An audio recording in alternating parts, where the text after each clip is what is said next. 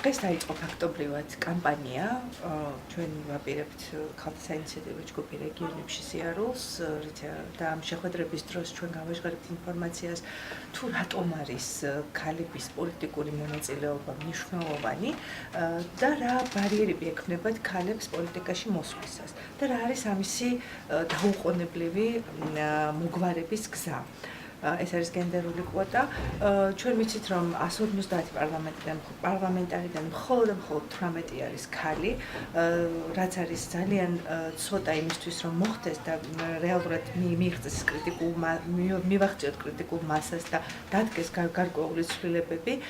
ქალების მოსვლა აუცილებელი არის პოლიტიკაში, იმიტომ რომ მათ აქვთ განსხვავებული ხედვა, მათ უფრო მეტად ესმის ქვეყნის 52%-ის, რომელიც ქალების არიან საჭიროებები. მათ შეუძლიათ განსხვავებული შეხედულებები მოიტანონ. ასევე არსებობს საერთაშორისო ვალდებულებები, რომელიც 2014 წელს გაეროს ინიციატივით მიეცა საქართველოს, რომ 2 წლის განმავლობაში მან უნდა მოახერხოს ქალების პროცენტული მაჩვენებლის გაზრდა პოლიტიკაში და 2 წელი თითქმის უკვე გადის და ეს ვალდებულება შესასრულებელია და ქალების რიცხვის გაზრდა უნდა მოხდეს. ამიტომ ამის მოსაგვარებლად თუ კი ნებაყოფლობით ამას ვერ აკეთებენ პარტიები, პარტიულ სიებში ვერ ხვდებიან ქალები გამსვლელ სიებში, ამიტომ უნდა არსებობდეს დროებითი სავალდებულო გენდერული კვოტა, რომელიც მისცემს პოლიტიკურ პარტიებს იმის ვალდებულებას, რომ მსვლელ სიებში ქალები მოახვედრონ, რაც დაახლოებით 30%-მდე გაზრდის მთლიანად საქართველოს პარლამენტში ქალების რაოდენობას. გენდერული კვოტა არის დროებითი სპეციალური ზომა, რომელიც უზრუნველყოფს ქალების რაოდენობის ზრდას პოლიტიკაში და იმ ბარიერებს მოხდეს, რაც ქალებს ექმნებათ პოლიტიკაში.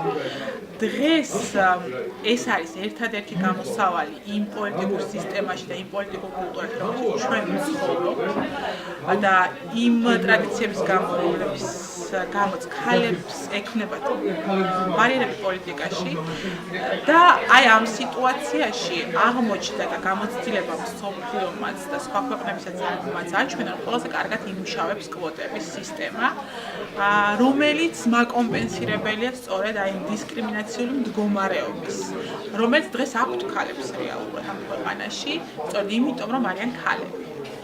ეს შეხვედრა ტარდება ევროკავშირის პროექტის ფარგლებში. ეს პროექტი სახელწოდება სამოქალაქო მობილიზაცია ადგილობრივი დემოკრატიისთვის. პროექტის ძირითადი მიზანი იყო სამოქალაქო სექტორის გაერთიანება და დიალოგის ხელშეწყობა, როგორც რეგიონალურ დონეზე, ადგილობრივ ხელისუფლებას, მასმედიას და თემის ლიდერებს შორის.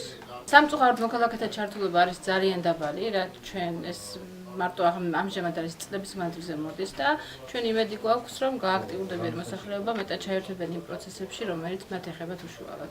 ჩვენ მოგვიწია ტრეინინგების ჩატარება კახეთის რეგიონის 5 მუნიციპალიტეტში, ეს იყო თელავის თემის მუნიციპალიტეტი, ეს გახდათ ყვარლის, ახმეტის, გურჯაანის და საგარეჯოს მუნიციპალიტეტები.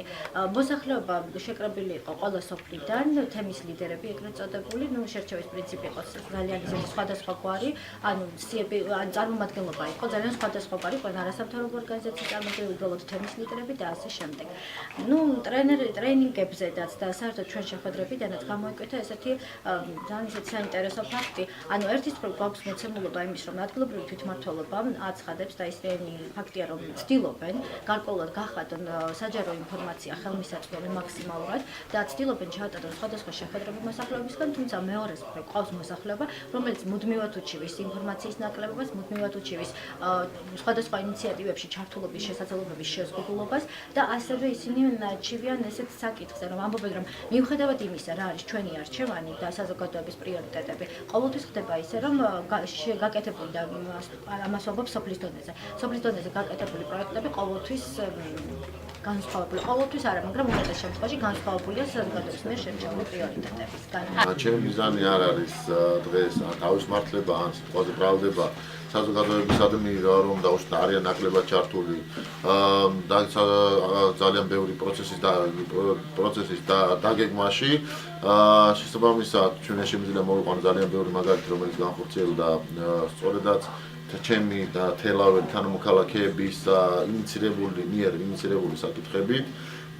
გამომდინარე აქედან თუ შეიძლება მე მოუწოდებ მათ მხოლოდ უფრო ეფექტურად თანამშრომლობისკენ, იმისათვის რომ კიდევ უფრო მეტი საკითხი გაკეთდეს და პრობლემა გადაიჭრას, ზუსტად ის პრობლემა, რომელიც არის მათ თვალით დანახული და რომელიც მათ მოუტანს უფრო მეტ სიკეთეს.